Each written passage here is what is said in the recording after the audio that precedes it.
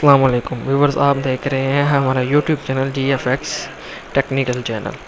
तो बेसिकली आज की इस वीडियो में हम जो बेसिकली बात करने वाले हैं वो है डिजिटल कंप्यूटर क्या है, और उसके बाद हम इसकी different types of digital computers की बात करेंगे। तो सबसे पहले अगर हम बात करें कि टाइप्स ऑफ कंप्यूटर में जो टाइप्स आती हैं वो है एनालॉग, डिजिटल और हाइब्रिड। तो एनालॉग कंप्यूटर हमने पीछे देखा, उसके बाद इस वीडियो में हम देख रहे हैं कि डिजिटल कंप्यूटर क्या होता है। डिजिटल कंप्यूटर एक ऐसे कंप्यूटर हैं जिसकी हम डेफिनेशन अगर हम यहाँ से रीड करें तो any digital computer any of a class of a device capable of solving problem by processing information in discrete form. तो ये हाईली कम्प्लेक्स जो प्रॉब्लम्स हैं इनको सॉल्व करने के लिए हम हाइब्रिड डिजिटल कंप्यूटर्स का यूज़ करते हैं। डिजिटल कंप्यूटर्स के अंदर इट ऑपरेट्स हैं on data including magnitudes, letters and symbols that are expressed in binary code. तो बेसिकली हाइब्रिड कंप्यूटर्स के अंदर ये होता है कि हम लो लेवल लैंग्वेज के हाई लेवल कंप्यूटर जो होता है वो लो लेवल लैंग्वेज को समझता है, जो होता है बाइनरी कोड 0 और 1। अब कंप्यूटर को सिर्फ 0 और 1 का पता है कि 0 का मतलब है कि उसको कोई इनपुट या आउटपुट मिल रही है, और 1 का मतलब है कि मिल रही है, और 0 का मतलब है कि उसे नहीं मिल रही। अब कंप्यूटर को सिर्फ ये दो कोड ही समझ आ रहे हैं, तो इसलिए हमें पहले एक हाई लेवल लैंग्वेज को यूज़ करके अपना प्रोग्राम का कोड लिखते हैं, और उसके बाद आपने कंपाइलर को यूज़ करके वो कंप्यूटर का जो डिजिटल कंप्यूटर का कंपाइलर है उसे यूज़ करके हाई लेवल लैंग्वेज से लोअर लेवल लैंग्वेज आ जाता है। लोअर लेवल लैंग्वेज का मतलब ये है कि वो बाइनरी कोड में इसको कन्वर्ट कर सकता है, मतलब कि 0 और 1 में। मतलब कि फॉर एग्जांपल कि एक कलर रेड है तो उसका एक अपना ही बाइनरी कोड होगा 01102 011100001। इस तरह करके ये हमारे लिए याद करना बहुत मुश्किल है।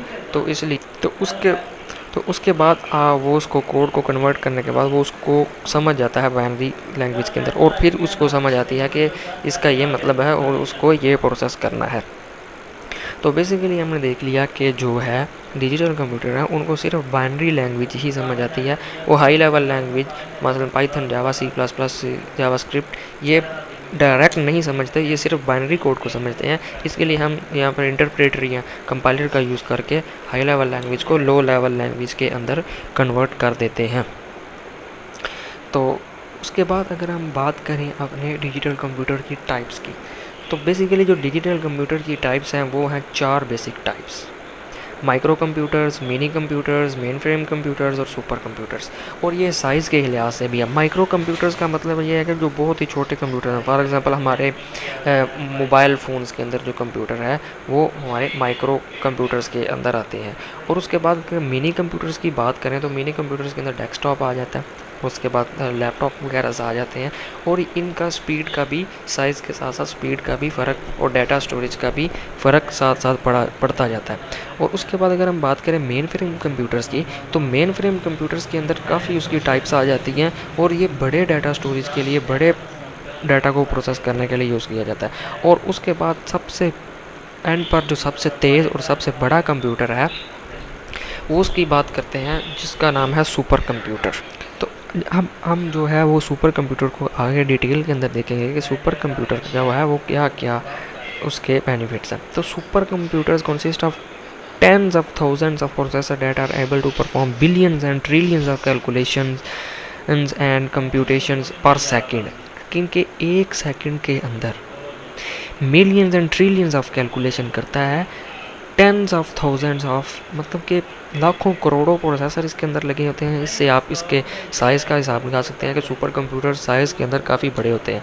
और उसके बाद आप इसके जितने ज़्यादा प्रोसेसर होंगे कैलकुलेशन की स्पीड भी उतनी ज़्यादा, तो इसलिए ट्रिलियंस ऑफ कैलकुलेशंस जो हैं, कंप्यूटेशंस हैं, वो पर सेकंड में ये सुपर कंप्यूटर जो है वो परफॉर्म करता है। उसके बाद आते हैं super computers are primarily are design to be used in enterprises and organisation that require massive computing power. For example हमारे जो नासा का सिस्टम है, हमारा जो डिफेंस सिस्टम है, इसके अंदर हमारे सुपर कंप्यूटर्स यूज़ होते हैं, क्योंकि वहाँ पर बहुत सारे डाटा को बहुत कम वक्त में बहुत सारे ज़्यादा डाटा को प्रोसेस करने के लिए अगर हमें करना है तो उसके लिए हमें ज़रूरत किसकी है? हमें सुपर कंप्यूटर की ज़रूरत है।